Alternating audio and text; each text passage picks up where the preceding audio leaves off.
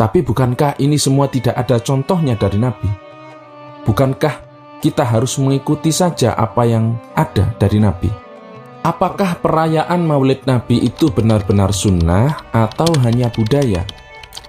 Apakah ini cinta atau hanya tradisi? Dan apakah kita sedang memperingati kelahiran Nabi atau justru sedang mempertontonkan sesuatu yang tak pernah dilakukan oleh Nabi Muhammad?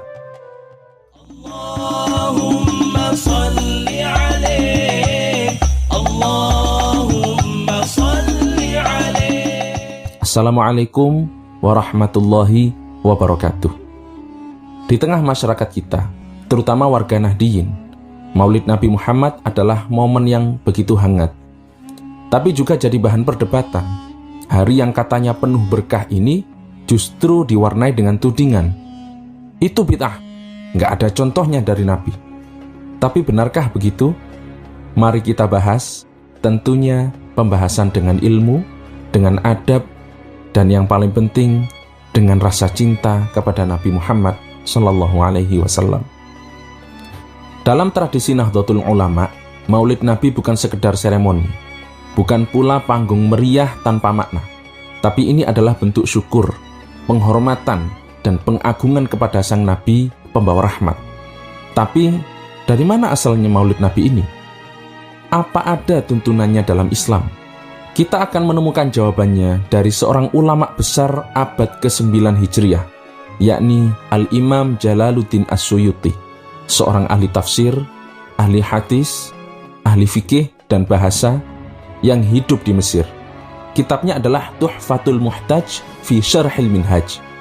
Beliau pernah berkata bahwa perayaan Maulid Nabi yang berisi pembacaan Al-Quran, kisah kelahiran Nabi, dan memberi makan kepada orang lain adalah bid'ah hasanah, bid'ah yang terpuji, dan orang yang melakukannya akan mendapatkan pahala karena mengandung pengagungan terhadap Nabi Muhammad Sallallahu Alaihi Wasallam. Pertanyaannya, kok bisa sesuatu yang dianggap bid'ah malah mendapatkan pahala? Mari kita lihat dulu siapa Imam As-Suyuti ini. Beliau dikenal dengan gelar Al-Hafidh, yang artinya telah menghafal lebih dari 100.000 hadis. Seorang ulama bermadzhab Syafi'i yang fatwa-fatwanya menjadi rujukan dunia Islam hingga hari ini. Lalu bagaimana pendapat ulama lain? Imam Ibnu Hajar Al-Asqalani, seorang muhaddis legendaris yang juga bermadzhab Syafi'i, juga pernah menyatakan bahwa perayaan Maulid memang tidak dilakukan oleh salaf, tapi bisa diisi dengan amal baik seperti sedekah, puasa, tadarus, dan bersolawat. Maka itu termasuk bid'ah yang baik. Dikutip dari kitab Tuhfatul Muhtaj, jilid 7 halaman 423. Nah, bukankah itu mirip dengan budaya kita di Indonesia?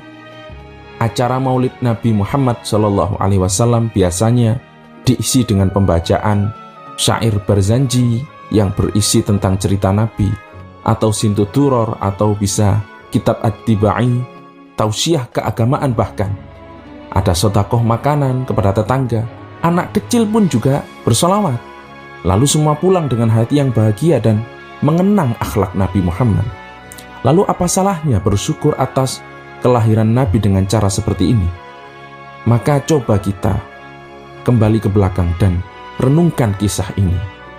Diriwayatkan oleh Ibnu Nasiruddin dalam Wardus Sadi fi Maulidil Hadi bahwa seorang Abu Lahab, si kafir, penentang Nabi, siksaannya diringankan setiap hari Senin. Kenapa? Karena ia merasa senang saat Nabi lahir, lalu memerdekakan budaknya yang bernama Thuwaibah. Bayangkan, jika seorang kafir seperti Abu Lahab mendapat keringanan karena bergembira atas kelahiran Nabi, maka bagaimana dengan kita yang muslim, yang mencintai Nabi sepanjang hidup dan meninggal dalam kalimat tauhid?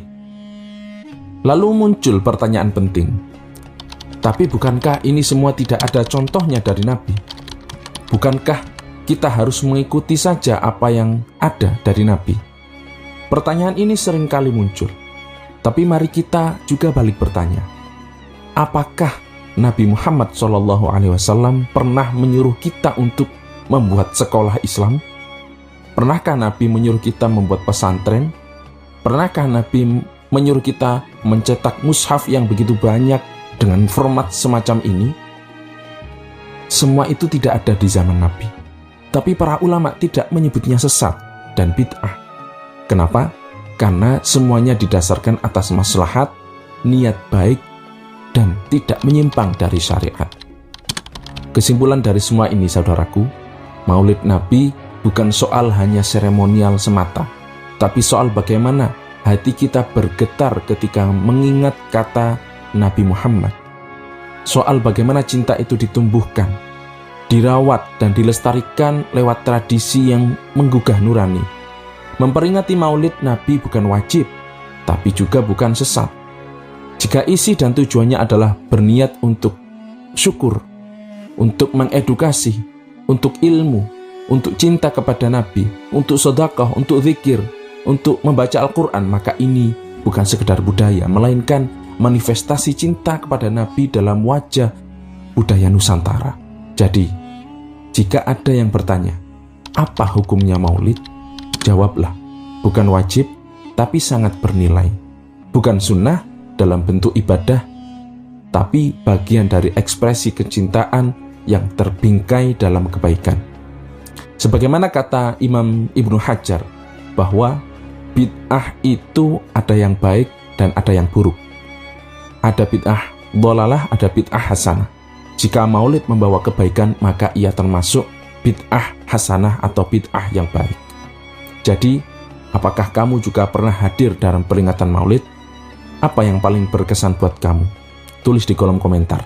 Dan jangan lupa klik like, subscribe, dan share video ini sebanyak-banyaknya, karena menyebarkan ilmu juga bagian dari bentuk cinta kepada Nabi Muhammad SAW. Akhiran, wassalamualaikum warahmatullahi wabarakatuh.